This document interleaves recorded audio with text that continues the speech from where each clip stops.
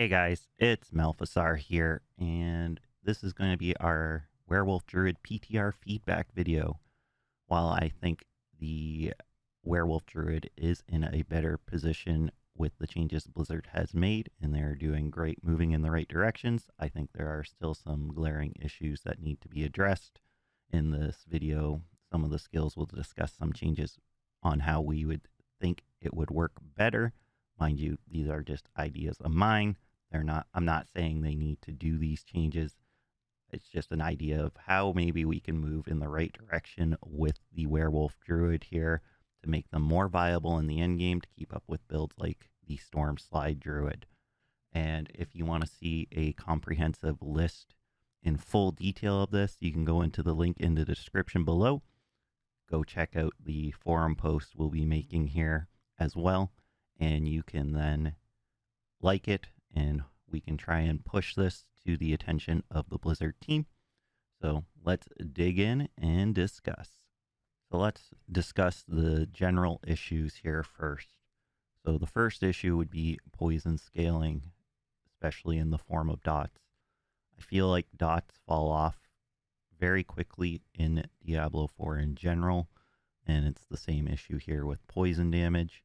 While we got the new Rabid Bear aspect, which is a fun way to increase the amount of dots we can get on an enemy, the damage does fall off greatly in World Tier 3 and World Tier 4, as those monsters do get more HP and are become much more difficult to kill. So seeing some form of rework or adjustment to dot skills in general, I think would be a great improvement here to allow them to continue to be a viable playstyle into the end game like so many of the other builds. And the second general issue is single target skills. Single target skills are really limited by hitting an attack speed breakpoint to get the most hits. But when there's builds like Storm Slide that can proc so many hits off of one skill, they kind of get around that breakpoint and are able to push beyond what your regular single target spells can do, leaving them in the dust and making only these builds with these multiple hits viable in the end game. So some kind of adjustment to allow these single target skills to actually keep up with these builds would be a great adjustment for this. Now let us discuss the werewolf skills and passives that really could use some sort of adjustment.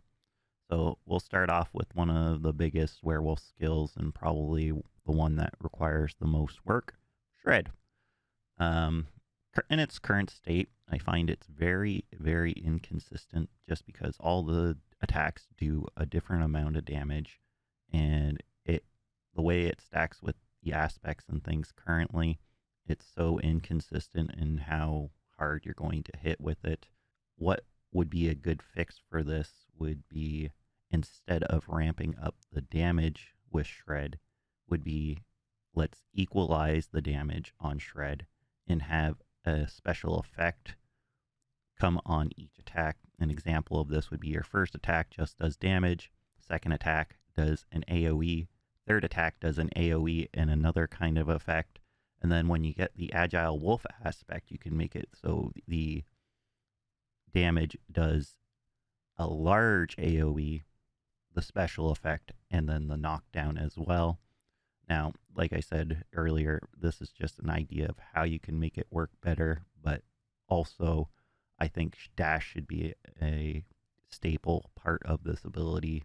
Next is rabies. I think rabies is an easy fix. It just needs the dot to do more damage, because like I was saying earlier with the poison dot scaling and dot scaling in general, it just does not poison enough in the late game. So either adding some kind of scaling with the damage for the poison other than what's built in, I think an increase to the damage would be great. Now, Toxic Claw is a passive that we're going to discuss here. Toxic Claw is pretty much useless. Most people only ever will take it just to apply the poison for Envenom.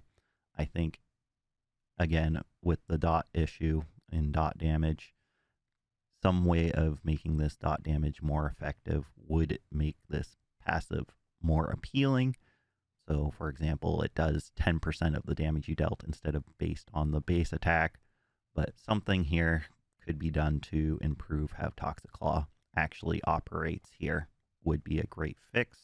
Lacerate is still way undertuned. It doesn't do that much damage. Honestly, when you divide the number of attacks based on the damage, each attack is the equivalent of a level 5 claw attack, which is very low, and the Lacerate really feels more like an oh my god button, get me out of the combat, and gives you a buff at least, but I feel like Lacerate should be more savage in nature.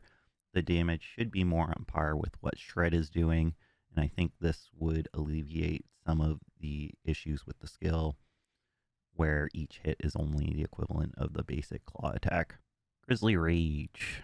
This skill is quite a good skill, but it really only performs in overworld activities and pre-boss activities, I find. I think there's two big problems with this build. Number one being the cooldown doesn't start until the skill ends. Now, there's skills like Cataclysm that can utilize the Moldenic Ring that will give it 100% damage increase. And while Cataclysm is a duration-based skill, they are able to get that cooldown started when the skill actually is cast, and they're able to keep that power up the whole time, where Grizzly Rage, you're stuck waiting for a 40 to 30 second cooldown just to get the skill up, and that's not until the end of the skill. And then on top of that, the second issue being how fast the damage ramps. So while they improved this skill against bosses by giving you an extra 5 seconds on overpower kills, if you lose the buff, you lose all that damage you've built up for it, and it's only increasing 3% per second. So I think a way of alleviating some of that stress is, I don't mind the buildup, but increase maybe the speed at which that buildup is built for the damage from Grizzly Rage. And then also in removing that cooldown restriction, it'll give you access to a form of Unstoppable if you're using the Dire Wolf aspect. That will allow you to cast it again if you're able to keep it long enough, and also increase that duration that you had there to keep the skill going. Then lastly, for the key passive, Lupin Ferocity. The current way it works, another problem, like the same problem with Shred, is it's way too inconsistent, especially with the new Agile Wolf aspect, where you get a fourth attack. So every third attack, you really don't know where your skill is getting the buff to the damage. So I think a good rework, as an example to kind of showing the building ferocity of the werewolf attack, would be have it so healthy enemies take 25% increased damage. If the enemy is neither healthy or injured, it goes up to 50%, and then if the enemy is injured, they take 100% damage. Now, what you could do is, if we still want to give it a crit, have it on some kind of timer where every 5 to 10 seconds, give or take, you get a free critical strike. Again, just an idea of how it could work better and make it a little more viable in how this skill actually works. Next topics we're going to cover are the aspects. So one is Rampaging Werebeast is just bugged. It's giving additive crit damage instead of multiplicative crit damage. Quick fix, change it to multiplicative, and Rampaging Werebeast for Grizzly Rage becomes way more effective. The next one is the Dire Wolf aspect. While an offensive aspect, it gives no damage. It just gives the resource cost reduction and move speed. It seems more like a utility skill than anything. They should either add a damage multiplier clause here, or just move this into a more fitting aspect slot such as utility. The Blurred Beast aspect. It is great on paper, that damage multiplier you're going to get, but it's actually overall very weak, especially as you get later into the game. So basically you have to do a dash to a poisoned enemy to deal bonus multiplicative damage to them. So this is very weak for Werewolf Druids that want to run the Raging Shred, which gives you the poison damage. And on top of that, even if you are playing the dash build, you're only going to be getting those dashing around kills early on in World Tier 1, 2, and earlier. Against bosses, it's almost completely useless because you're rarely going to be dashing, and if you're trying to go in and out of combat, it's going to be way too inconsistent, and you're going to be dropping your DPS more than if you were to just keep attacking this monster. And then in World Tier 3 and 4, when their health pools get so high and you're not one-shotting anything, even in the overworld, you're going to be dashing in once with your weakest attack and then just keeping the attack going without getting more dashes due to the larger health pools. So I think they need to adjust how this dash ability works to make it a little more effective and be able to utilize it more against high HP targets such as the enemies in World Tier 3 and 4 and bosses. Next aspect of the Agile Wolf, the new aspect we got in the PTR. So the first bug is people are finding with the Primal Shred, the 4th attack is not getting the dash. Overall, I think dash should just be a part of the Shred build. The large AoE and knockdown effect are great, but again, it's inconsistent with Shred because the main issue is consistency of damage, and only the 4th attack is getting any kind of damage increase.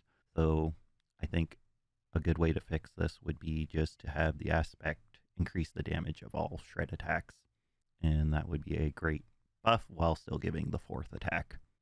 So now we're going to just have a quick talk about the Paragon boards and a couple of the legendary nodes that have issues. So I think a general issue with the Paragon boards and glyphs with the Werewolf Druid builds is there's a lot of dead boards and glyphs that have little synergy with a Poison Werewolf Druid, where that is kind of what's emphasized in the skill tree of what you should be doing if you want to play a Werewolf Druid.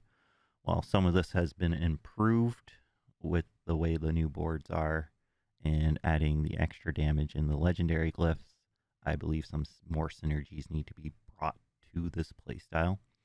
And we're going to cover two specific legendary nodes here that probably need some sort of rework. So Lust for Carnage, this is by far one of the worst legendary nodes on crit. You get 2 spirit. That's it.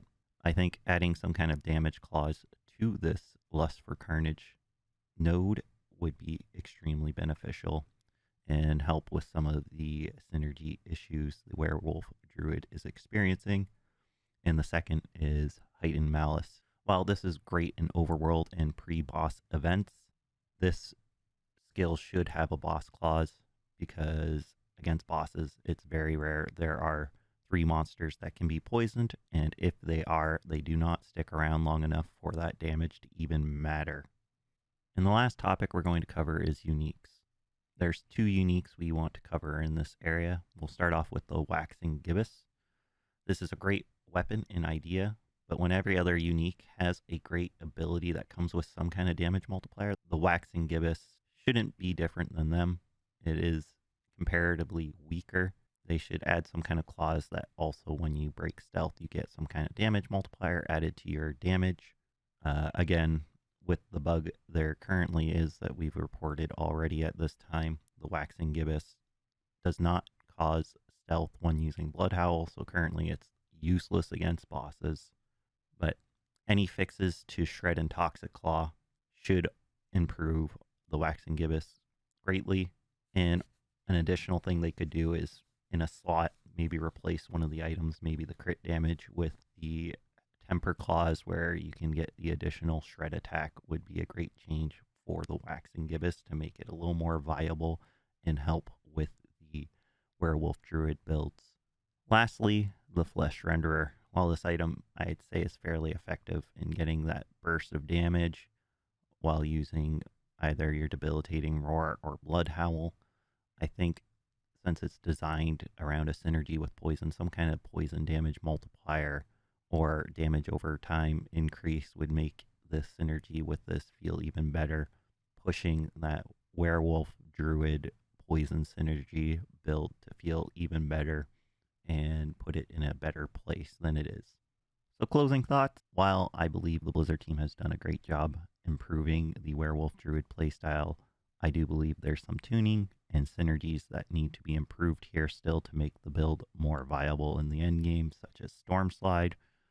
So hopefully they take this feedback and are able to either work some of this into the next patch or even into Season 7. It'd be awesome if it made it into Season 6, but we're at almost a month until the game actually launches the expansion with Season 6, so who knows? I really hope you enjoyed this video. Feel free to leave a like and subscribe if you want to see some more content like this. And then on top of that, feel free to go to the Blizzard forum link in the description down below to add a like so we can get some more eyes here on this actual changes we'd like to kind of see with the Werewolf Druid moving forward. So thanks for coming out and watching the video, and we'll catch you next time. Have a good one, everyone.